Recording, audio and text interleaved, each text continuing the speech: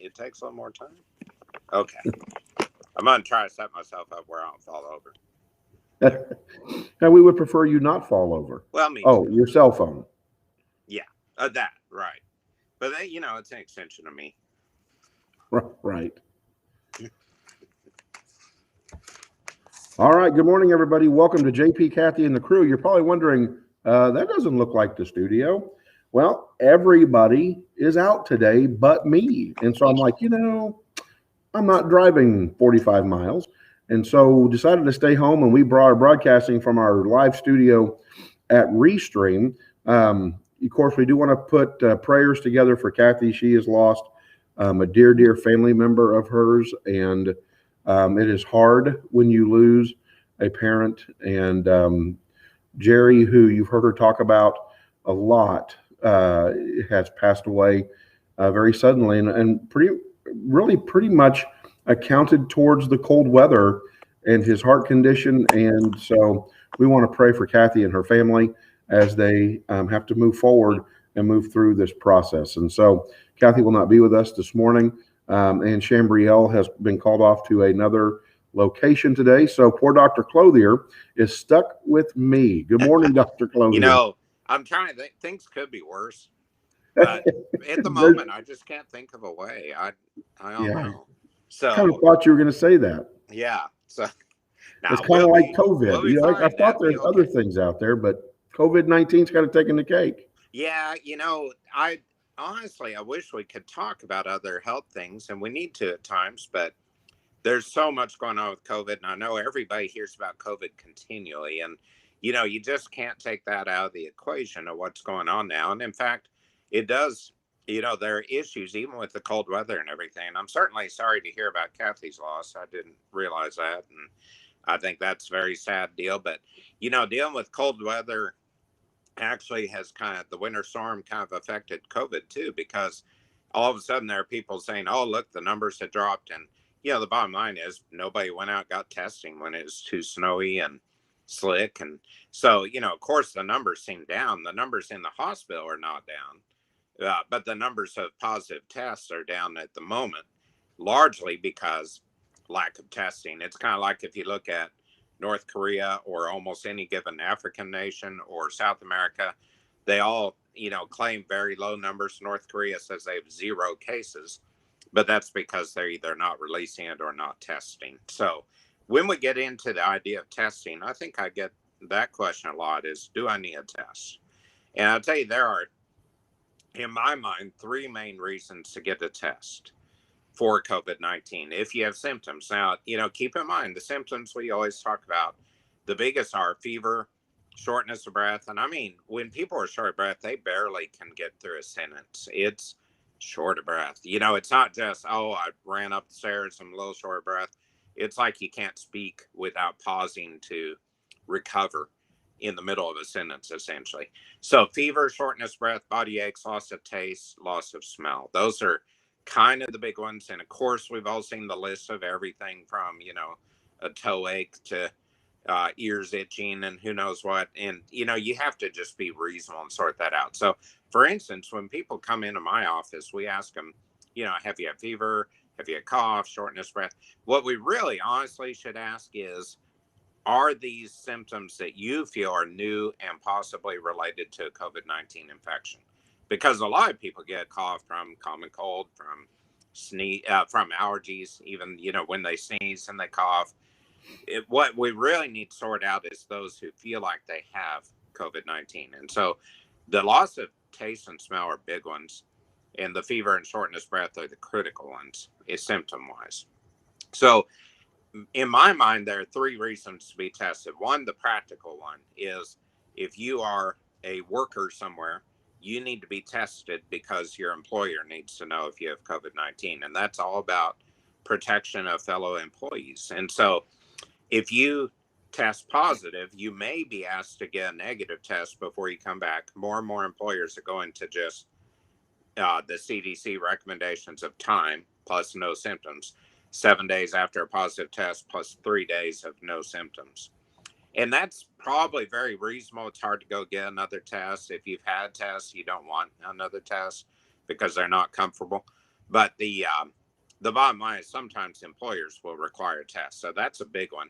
The second is if you have any kind of reason to believe you'd have a health complication that could become a long-term issue with COVID. You know, we've heard about the long COVID is sort of the phrase being used. If you have an underlying issue of any medical sort, honestly, I mean, you know, diabetes, hypertension, asthma, cancer, all those autoimmune disease, all those are being talked about as the big ones. But you need to know if you have COVID, because if you get it and then suddenly get much sicker, you need to access health care, medical care very quickly. And so your family needs to know that. You know, if you have had minimal symptoms, but you've had tests that's positive, you need to tell your family so they can watch, like for an issue 2 weeks later, if maybe a blood clot, a pulmonary embolus or something like that. We've seen a lot of people get really ill about 2 weeks after a diagnosis because of the clotting effects of COVID-19. That's been stroke, that's been blood clots to the lungs, you know, all the big issues. That's really probably the source of the finger and toe symptoms you hear about are little micro blood clots going in and causing trouble. And then the third reason to get a test is for family. And that's, you know, if you have a relative who's, you know, let's say they're off at college and they want to come home spring break here in a couple of weeks, it's coming up real soon, and you have symptoms and you go, you know, you should go get a test so you can tell them, hey, it's safe to come home, or no, you better not, because you could become the vector that could carry this back to your college campus, for instance, or to workers, co-workers, family members, or the ill family member, the older family member who's healthy, but you don't want to expose to COVID-19. So I think all those are good reasons to get the test. And we were talking a little bit before, JP, about symptoms on, you know, colds, sorting out colds, and it's really the severity issue. If you have congestion, and you always have congestion at the end of February, early March, which we're about to get into. Can't believe it's the last week of February already. I know, it's right? Weird. Yeah. But, you know, we all lost a week last week. I think that's part of it. But, you know, if you always have symptoms this time of year as plants start to bloom, you know, the Bartlett pear is probably going to bloom like in a couple of days, because it's only, you know, it's already been 70 degrees since the winter storm, and they always seem to break out early. You're going to start sniffling, sneezing. If it's your normal thing, it's your normal thing. You know, I think that's fair to realize. If, however, you have your allergy symptoms, you think, boy, this just seems worse, or you have fever. Fever is a real indicator. Allergies will not cause fever. And I think it's important to sort that out, that fever is a response to infection or severe inflammation, either of which could be true from COVID-19, the virus. So you got to pay attention to that.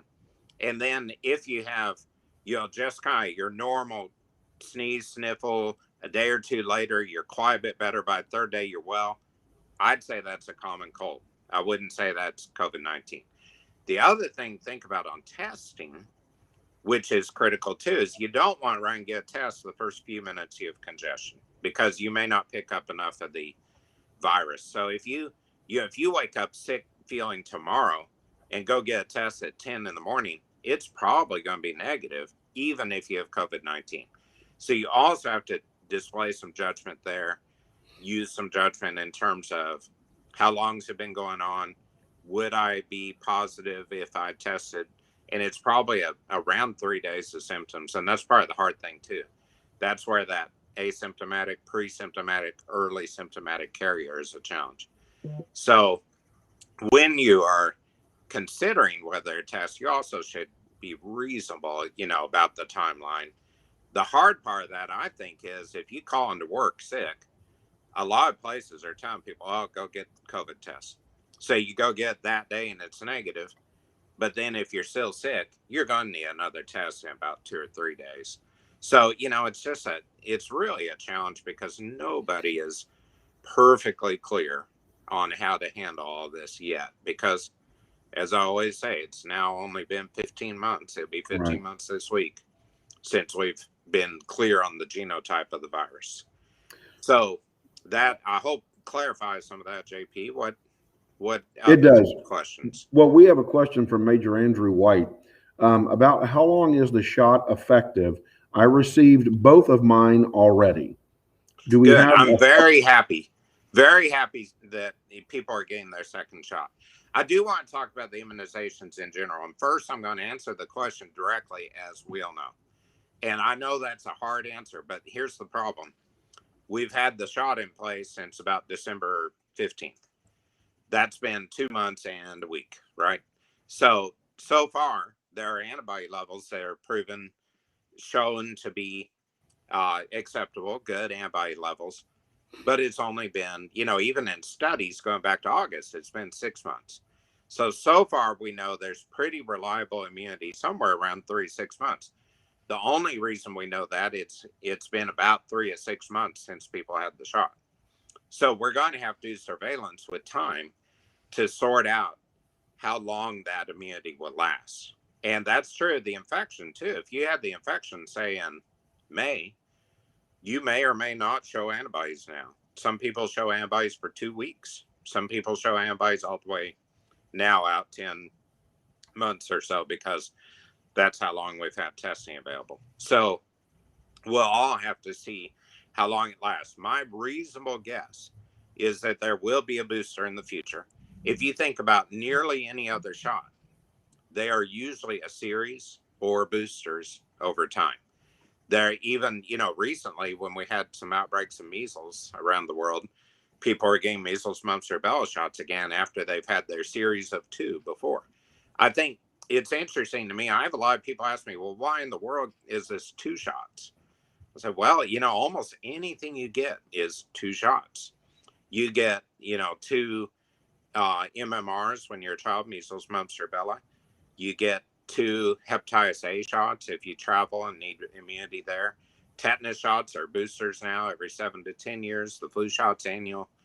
The pneumonia shots, a series of 2. There's nothing odd about that. What you want to do is expose the body to a protein that will help it form some immunity, a response that would be evident if you're exposed to the virus, and then bring that level up a little more to get the higher percentages. Now, here's the good news on the vaccine, is that so far it appears 2 things are emerging that are really valuable.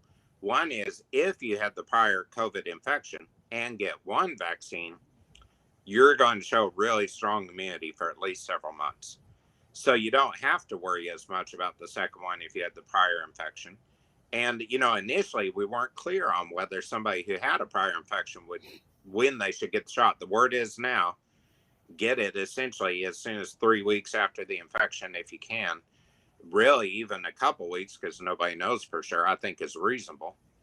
And so if you have had the prior infection, get 1 shot, you probably have very good immunity. If you can still get the second one, that's great. But I know it's become kind of challenging to get the second one for some people. The second thing that's very encouraging is that initially with at least the Pfizer shot, the thought was you get about 55% immunity from 1 shot and then up to about 95 with the second. Now that it's being given more general population, it's actually showing about 85% after 1 shot. And that's really good for 1 shot. So, if you get 1 and then you find the supply is hard or you're a little delayed on the second, I wouldn't worry about that per se. I think it's still worth completing the series, but I think that's really encouraging news that it seems to be a little better than what we thought. And so far, we seem to be showing that there's good immunity, even with the variants that have been seen that are all over the news, scaring people for good reason. But, I'll just remind us, viruses always mutate, and there's nothing really that odd about mutation. We hope, of course, that it's not a critical, horrible mutation, but they always mutate. So, Dr. Clothier, we have several of the crew members that travel out of the country, and several of them go to Mexico. And one of the questions that has surfaced is, so these tests we have to take now leaving Mexico, what confidence level should I have with them? I'd honestly say about 80%. I think if you, let's say you're going to Cancun and come back, you'll be tested probably by whatever resort or what hotel you're staying in, because it is required now to have a negative test coming back. So if you've kept relatively isolated, remember the rules: social distancing, masking, wash your hands often. avoid being in a small room with people for a prolonged period of time. They're not in your personal pod. If you, basically hang out on your own and with your family or spouse or whoever you're with there, and then do a test and it's negative and nobody has symptoms, I think that's a high degree of confidence.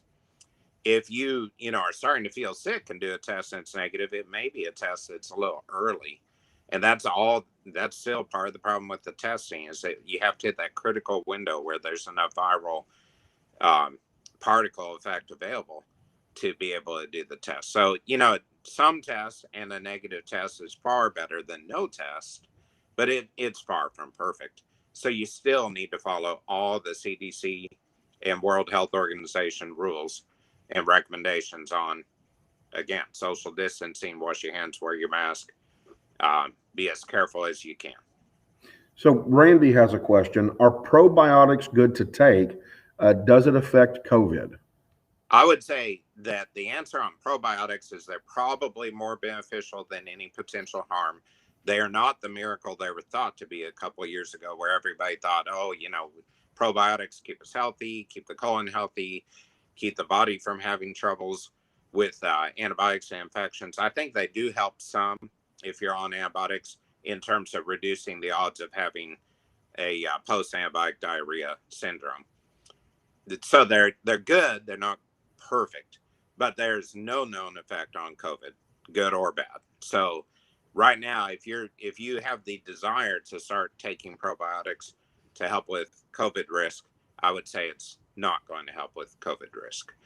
The interesting thing, I think, a lot of things like probiotics, and we saw this with vitamin E years ago, with vitamin D more recently, with vitamin C back in the Linus Pauling days, with all kinds of things, probiotics, is that it's like a pendulum effect. At first, when it comes out and there's some hope that there's improvement with infection, the pendulum swings far, far, far to the positive side, and everybody thinks, oh, this is going to solve everything. We'll have lower cancer, we'll have lower, heart disease risk, we'll have fewer infections. And then with reality coming over time, it swings somewhere to the middle where it's somewhat beneficial, probably won't harm you. Although back in the days of vitamin E, this was real big, like in the 1990s. It was thought that even like smokers could take vitamin E and beta carotene and reduce their risk of lung cancer. And actually, over time, it showed that there was a higher risk of lung cancer, which is really a strange one. And then vitamin E proved to be toxic over 800 international units. At 400, it was okay. But, a lot of people have that sort of tendency to say, more is better. And that can be trouble. So, Dr. Clothier, another question from Michelle. The winter storm that we had and the severe cold temperatures, did that help with COVID, not help with COVID, no impact? That is a great question. There's no data yet, of course, since that's, we've only been back summer for one day since then. So we don't really know yet. My feeling is that it ultimately will be kind of an even issue. I don't think it would be a positive or a negative. And the reasons for that, we've seen the numbers drop because people aren't testing, as I mentioned earlier, because nobody wanted to drive out in the ice and get a test. But they also didn't really go anywhere. And so there's probably going to be a little less spread, even from people who were positive last week and maybe don't know it yet. Hopefully they haven't spread it to too many people because they were fairly isolated in their shivering cold homes. And, I think very few places had office hours or store hours or restaurant hours. I think most everywhere was closed. So I think we're going to kind of break even on that. And so far, everything we can tell with COVID is there's not really a difference in different temperatures. It's everybody hoped last spring that as summer came, numbers would drop.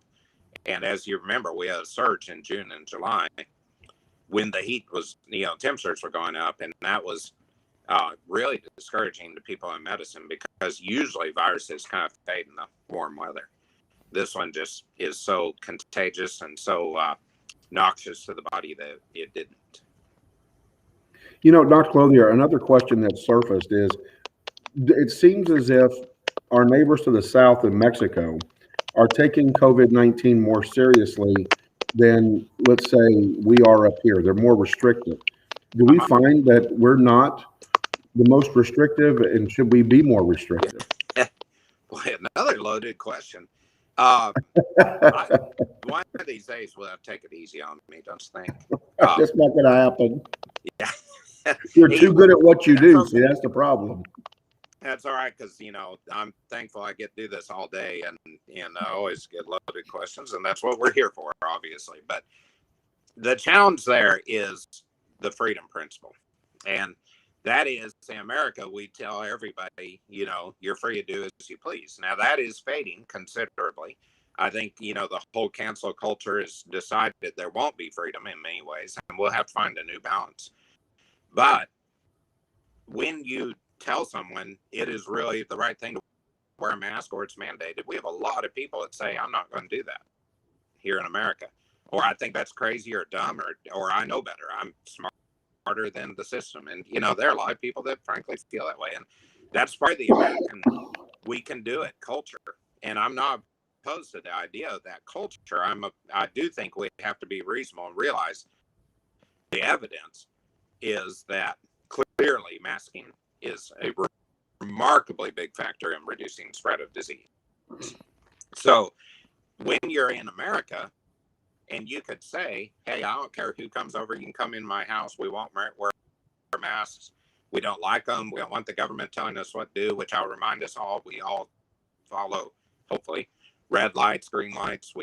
Those are put up by the government, if you didn't know. But anyway, we have that tendency to say, hey, I'll do as I used to, particularly in my private realm. My employer may require me to wear a mask, but I can have all the people over I want and not wear masks. In Mexico, the government has a different approach. And I think you would find you would be in significant trouble with the authorities, whether those authorities are government or otherwise. You would be in trouble if you didn't follow the masking and testing and social distancing and business closed and whatever types of the system that includes all that. There's a bit more fear of rebelling against the recommendations elsewhere. And so while I love American freedom and I think it's fantastic and I'd love to have full freedom in all of this, I also think we have to consider our fellow man.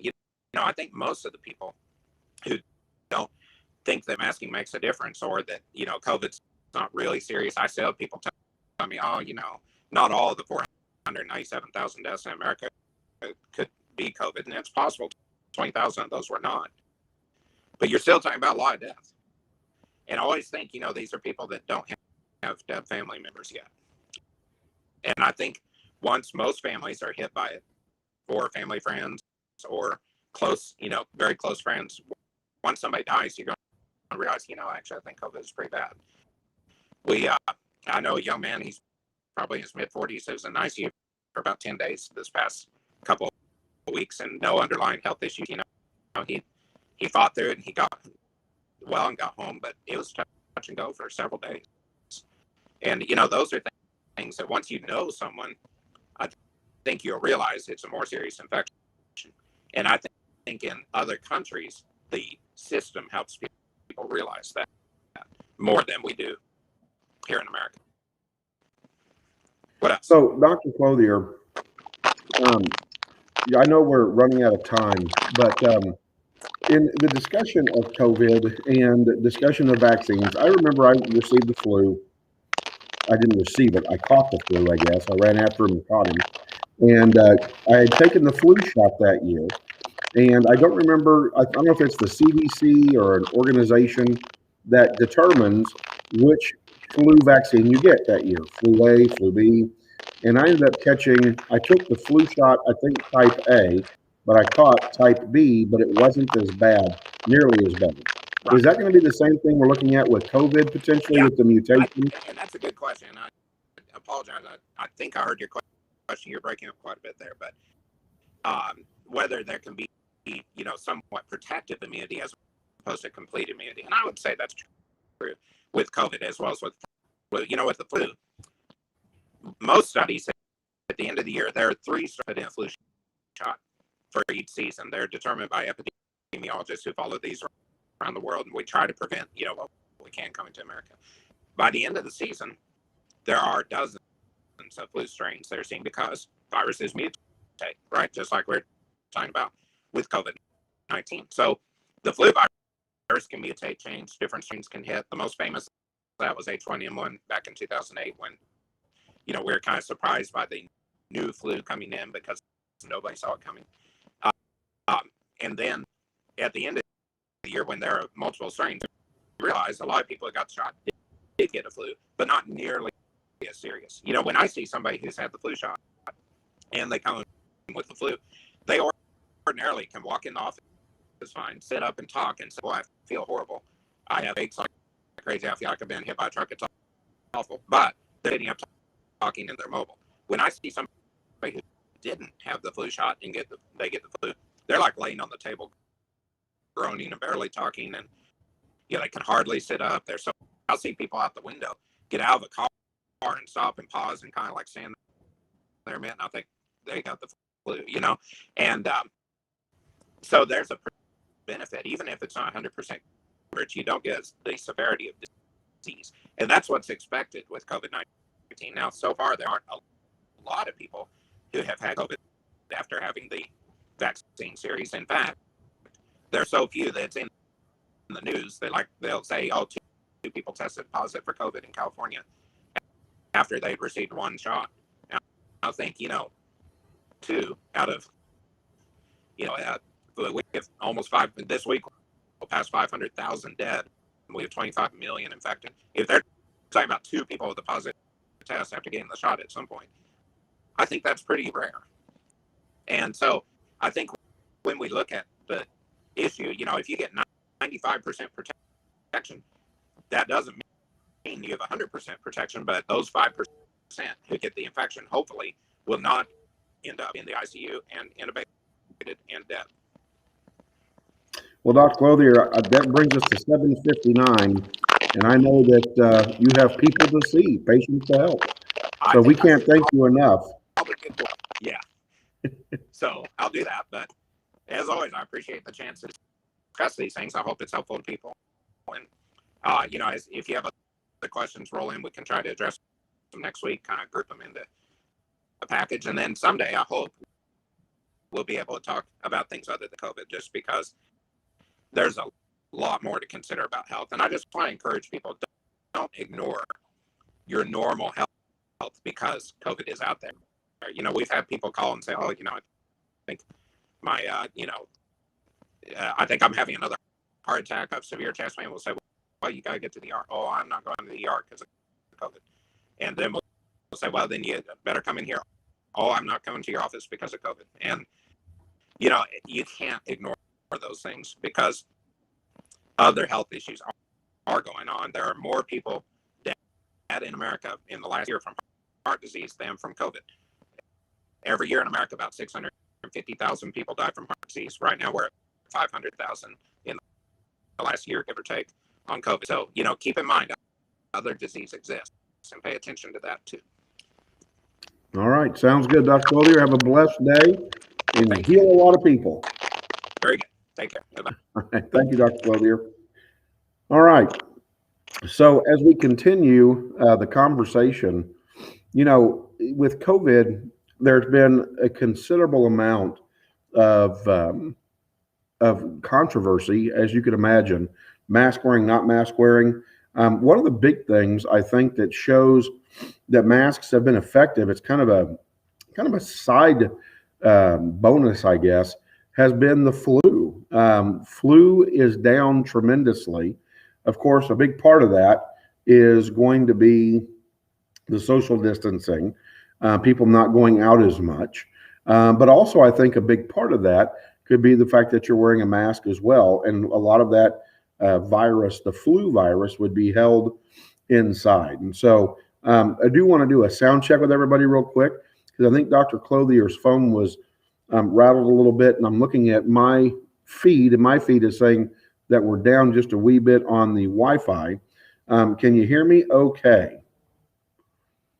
Yeah, I agree, Nathan. They're not tracking it as well, but can everybody hear me okay? Or do I need to shut down and reboot? Because that could be a possibility. Sound is good now. Very good. So, I think the big question is who do you trust in all of this? You've got everybody with a different opinion. I read an article last night on the myths of the vaccination and the CDC warning everybody that, hey, don't watch or read a bunch of articles from places that don't substantiate their evidence findings, and that the CDC is still the guideline. Now, of course, if we go by that, then there would still be no Lysol anywhere. There would still be no hand wipes anywhere. And we'd probably have the new run of the 2021 toilet paper famine. So, it's interesting. And we're kind of the ones stuck in the middle of all of this. And then we look to DC for guidance and help, and they can't get it together. They can't figure out if they're coming or going. I think it's interesting. You look at the state of New York, and Mario Cuomo comes off as this huge hero, and he's the governor that's got it going on, and yet we're sending 9,000 people back with COVID into rest homes. He's denying it, but yet we've got proof upon proof. And then the liberal media is giving him a break. It's like, how does this happen? If President Trump had done that, if Governor Abbott had done that, now these guys would be hung out to dry. But somehow Cuomo is getting a pass. Yeah, they're talking about it, but there's nowhere near the coverage or how look at Saturday Night Live from this last weekend. Ted Cruz gets hammered for going to Mexico, and yet Cuomo's piece on SNL was a third of the Cruz piece. I mean, heck, Cruz went to Mexico. Cuomo killed people, for goodness sakes. So it's very interesting, where you get your news from, and is it news anymore? Have we completely abandoned the Walter Cronkite news format where you just actually were given the information and then you make a decision on how things are going to go? So I think very disconcerting for the American people. And I also think when you look at it, it's what's really been divisive for us across the board is that we have so polarized politically that it's just ridiculous. It's the days of Tip O'Neill and Dick Armey are gone. There is no doubt about that. So one of the big questions that you probably want to talk about, and I'd love to get your feedback, Senator Ted Cruz boards a plane to take his daughter to Cancun. And Judd Gibson, right on, Paul Harvey did a great job. Loved listening to Paul Harvey. So, but let's circle back to Senator Ted Cruz getting on an airplane and going to Mexico. It's interesting. I've heard conservatives say, hey, there's nothing he can do. You can't put him up on a telephone pole or up on an electrical line. He's the federal government. This is more of a state-run issue. And so what could Senator Cruz have done? Well, I think that the big answer that's come out of that is the moral support of your elected leaders in buckling down with you and batting down the hatches with you when we have people who are suffering medically as a result of the lack of proper infrastructure in our public utility. And so I think that that's the big answer. I've got to ask you a question. Would common sense tell you when the state that you represent, you're only one of two guys in the Senate that represent this big, grandiose state we call Texas, does common sense tell you, hey, let's jump on a plane and let's head to Cancun? I just don't know where the common sense went. And you know what? People are like, well, he's got a private life. Well, no, he really doesn't. When you signed up to run for the U.S. Senate, you've opened your life open to the public, and you are in a fishbowl, like it or lump it. And before you jumped in it, you knew what you were getting into. So you don't get to use that as an excuse or for behavior of saying, hey, well, I just didn't figure. No, you didn't think. Some people there's two trains of thought. One, he's just so abrasive and doesn't care. That's why he did it. Or two, just lack the common sense. Dr. Good says, I believe there are two ways of having to look at the approach to staying flu and COVID free. If you are super healthy, no processed food eater, then your chances of picking up a sickness is less. Thank you, Dr. Good. She followed up with Cruz does have the smart people instincts. Nathan says, bad luck, but social distance rules. So, and again, I think that debate is going to continue to rage through this process, vaccine or no vaccine. One of the things I didn't get to ask Dr. Clothier, and I wanted to ask him, was, has anybody heard anything on the Johnson & Johnson vaccine, the one-time shot, where you don't need two shots? It was going before the FDA for early approval, and then poof, I haven't heard another word. Has anybody else heard anything? So, there's a lot going on and a lot surrounding, and it seems like common sense has abandoned a lot of people in a lot of ways, including our friend there, Senator Ted Cruz, taking off to Cancun and then coming back. Of course, they're trying to take care of the publicity nightmare that it's caused, because whether you think Ted Cruz did right or didn't do right, it doesn't matter. Public opinion is still public opinion, and you're part of that public opinion. And it seems like a big part of the public opinion was, hey, we want to see Ted Cruz out handing out bottles of water and handing out food packets. And so that's what they've been doing. I think if you go to his Facebook page, they have flooded his Facebook page with him out helping the community. So here's the other question. Do you give him a pat on the back for that, or is it trying to recover from a PR nightmare? I think that's the other question. And is that in itself a bad call? To be out there publicizing, making sure there's a picture on our Facebook every 5 minutes of us helping versus just getting in and helping and letting the word groundswell from the people that got to meet him and receive help from him. So again, lots of questions about PR this morning. Cleo says, Beto was not criticized for taking pictures of himself, calling the elderly to make sure they were okay. Again, the liberal media, they're not even really criticizing Mario Cuomo, for God's sakes. And that man committed, in my opinion, absolute murder by sending back sick people to rest homes. And so, it's six half one dozen the other, depending on who you listen to. And what I think is funny is that it's real easy to demonize the right.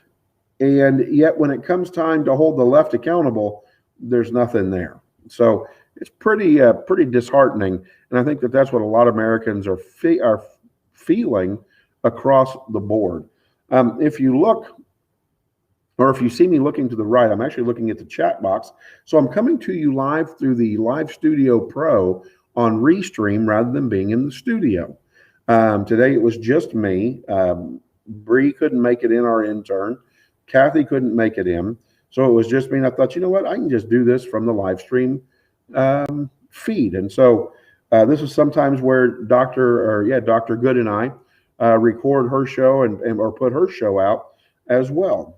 So very, very interesting. Nathan says it's both JP, he's screwed, or being Republican. Right. Yeah, I agree.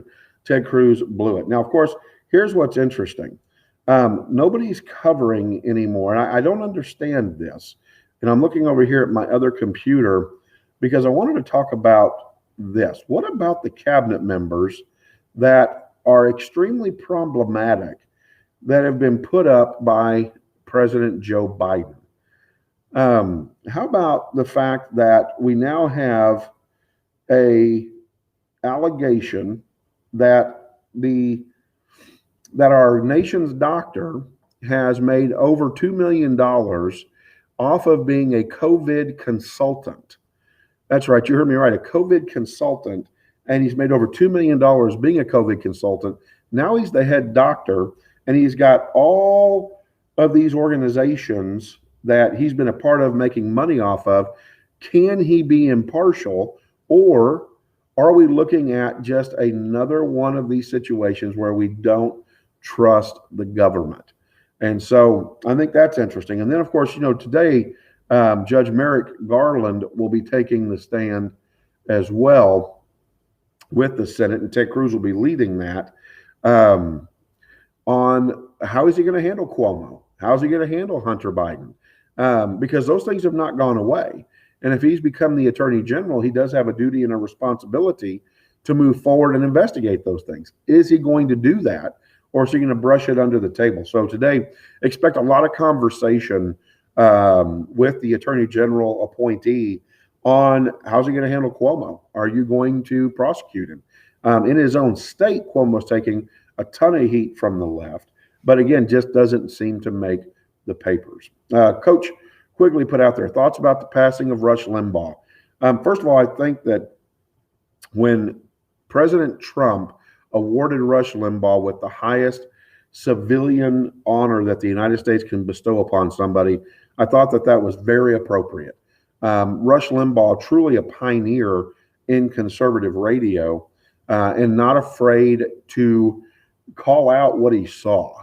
He didn't dance politically. And so, I thought that that was well deserved. A lot of the pictures that I'm seeing now that are on Facebook and social media of Rush Limbaugh, they have him, of course, in his suit wearing the medal that he received from President Trump. Of course, there won't be any, there's not an opportunity for no controversy. Of course, Rush Limbaugh, controversial himself. Governor out of Florida, DeSantis, decides that he's going to fly the flags half-mast. Big shocker. The Democratic Party chairman for the state of Florida comes out and, how dare he do this and fly those flags at half-mast? But yet he's done it for fallen police officers. He's done it for emergency workers.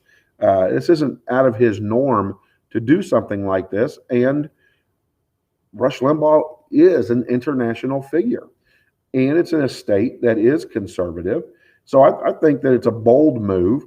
I think that Rush Limbaugh, whether you liked him or not, is a national icon. It's like names that you used to hear in the past, right? Walter Cronkite, Paul Harvey.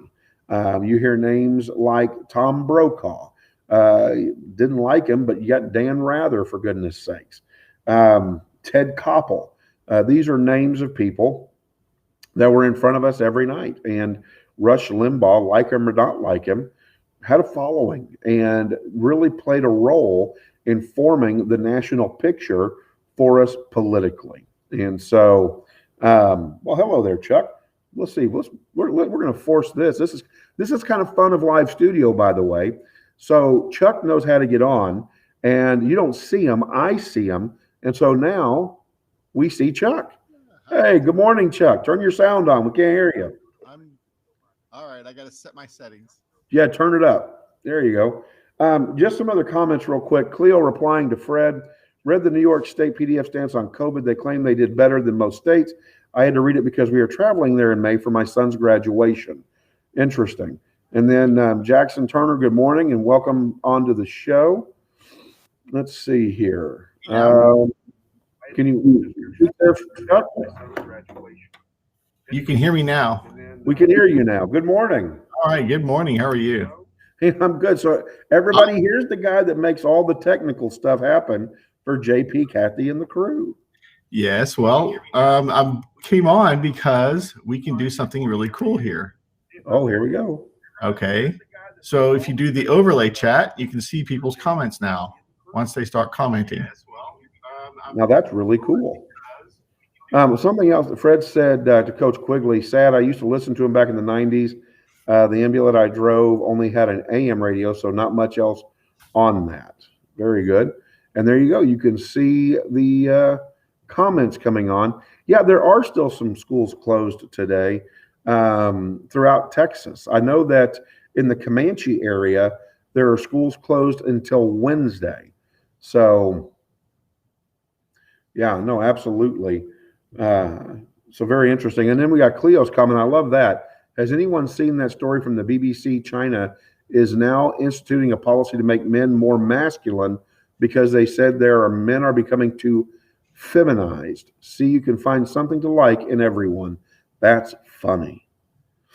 And how long we've been talking about that on JP, Kathy, and the crew, that we are absolutely demasculizing men. And it's horrible. And yet we think it's bad that a man be a man. Now, we're not saying that a man should be an abuser or a man should be a this or that, but a man should be a man. Open up the doors. Be polite. Take the lead in your household. And if you don't believe that, then we can just disagree. But that's how I was raised. So, but very interesting for sure. See, Chuck is fixing me up as we're talking. See how the captions have changed. And so look at you, Chuck. In live mode, we're making this thing happen. I love that. And I'm going to fix the captions better too. So there you go. There you go. Nathan makes a good comment. Back to politics as usual, coin-operated representation. That's for sure. It does seem like it's coin-operated representation. One of the things that I wanted to talk about today, I posted on my Facebook page an article from the Washington Post. And of course, I thought that was extremely interesting and telling about how the nation is so extremely jealous of Texas. And their comment was, and it's funny, whenever you have the jealous kid waiting on the outskirts, they're just waiting for you to slip and fall or make a mistake, and they want to jump on it and go for the jugular. Well, the national media has been no less the same. In fact, some commentary, and it's not been real loud, the clamoring, but commentary that maybe we shouldn't be helping Texas because, they didn't come on the grid, the national grid, when they could have, and if they had, we wouldn't be having these problems. First of all, that's all speculation. We all know that. And to speculate something like that is impossible. You can't figure that out. But the Washington Post pretty much grills Texas that we just can't, here we are, this big energy independent, and here we couldn't make it through a little winter storm. And maybe Texas needs to reconsider what they're doing. And maybe they're not as tough as they think they are. And they need to jump on the national electric grid.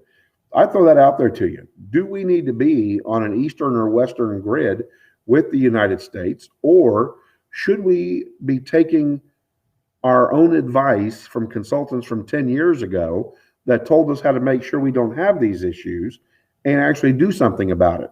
There are state reps and state senators clamoring for somebody's head to roll. The governor clamoring for somebody's head to roll on ERCOT. There was something that circulated that showed that 5 members of ERCOT aren't even from Texas because they're afraid that the energy industry would weigh too heavy on the decision makers, and we couldn't find 5 Texans to come in and be impartial in determining our way of going with our utilities, which I think is BS as well. So the big question is, where were these politicians 5 years ago when there was a House bill up? And I believe it was, Cleo, help me out if I'm out, because I could be wrong, and you're a good fact checker. But if I'm not mistaken, it was House Bill 254.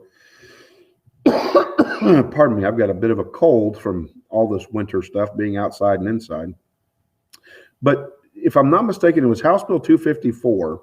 And by voting for it, there was a way to help fix the public utility system so that we wouldn't have what we had this last week, which was, it seemed to be a total collapse, and people being without electricity for multiple days, not a day, not 2 days, but multiple days. Where were they then?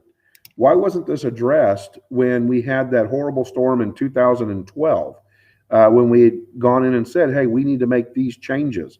Also, another word that's out is that a 1 penny increase in your electric rate over these years would have fixed any and all issues that were going on in the public utility system, to where we wouldn't have lost electric like we did across the state, across our grid, and overburden our grid. So what is your opinion on that? What are your thoughts on that? Because I can tell you, my thoughts are, first of all, the Washington Post, you can kiss my butt. That's where I'm at with you. Mr. Washington Post or Mrs. Washington Post, whoever you are. We don't need you. We'll fight through this, and we will rise out of this stronger and better for it. We will learn from our mistake and fix it, unlike the national scene where it seems like Congress can't even figure out how to make a peanut butter and jelly sandwich without the bread going bad because we couldn't get a decision made on how to spread the peanut butter, for God's sakes. And so bottom line is, and where I'm at in standing in all of this is that, yeah, you know what? We've learned a lesson, and we need to hold our public officials accountable now. And don't just let them, we're going to hold investigations. We're going to talk to people. We're going to make sure we hold ERCOT responsible. Hold yourself responsible by making something happen and getting something done. And so I'll be curious to see what Austin does as they get ready to go or continue to be in session and have that conversation, because this definitely has to be a part of that conversation. You know, another big part of this is going to be when, in fact, ERCOT gets investigated and we find something out, are we going to replace these 5 members that are not from Texas with 5 Texans?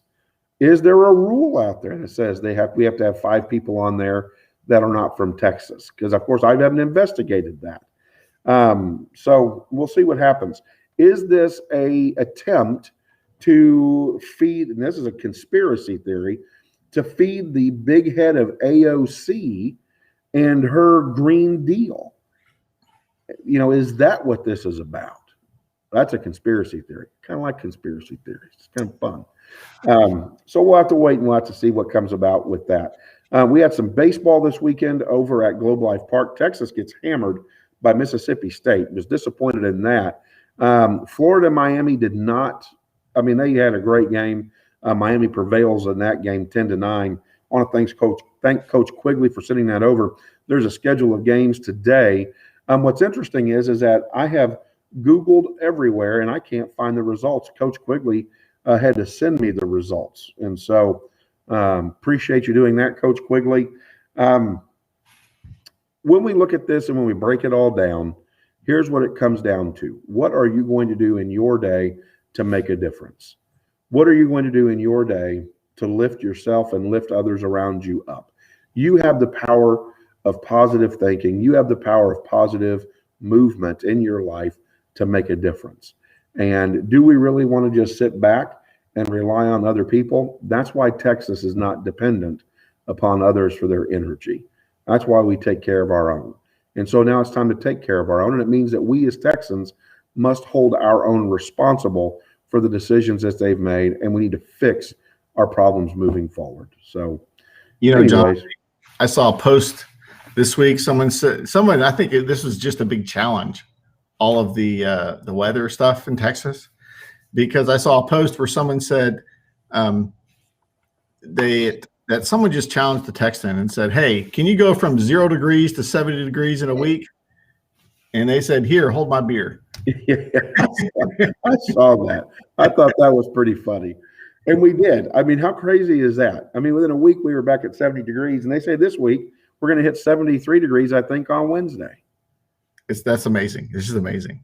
Yeah. Welcome to Texas weather. Holy cow. Well, it is come time for us to close out. Everybody say thanks to Chuck or Charles, pardon me. You understand, I've known Charles since I was 17. So. Oh, I can't even spell my name right. What's that? I can't even spell my name right. Look at my caption. Well, nobody caught you on it, so that's a good thing, right? That's funny. I do think Dr. Good has a good comment. JP, the way men act can often be a threat to women. So interesting. Always the debate will rage. If you'll notice on there, you can also go and find us on YouTube now. We've got our new YouTube channel up and running at JPK Broadcasting Network, not the JPK, but just JPK Broadcasting Network. We want you to go over and subscribe to our new YouTube page. We definitely want to move platforms and really start to utilize what YouTube has to offer. And so we would ask that you subscribe, ask your friends to subscribe if you like what you hear each morning. If you like being able to interact and do all of that, please be a part of that. We would love to have you join us. And so again, get over to JPK Broadcasting Network on YouTube. We'll be back on Wednesday. There is tons to talk about with Biden's appointees. We've got Dr. Good that'll be on and talk about education in Texas, especially with the way the legislative session is going. It's going to be interesting to see if school dollars get to stay with schools or not. And I mean, again, just so much to talk about. So join us on Wednesdays right here at the JPK Broadcasting Network on YouTube, on Facebook, and you can catch us on Twitch and Periscope, all those fun social media giants. Charles, thanks for signing on this morning and making things fun. Yeah. Talk to you later. Here we Everybody go. Have a great day. See if this works. Oh, you got it to work. Look at you. See the stuff I sent you, buddy?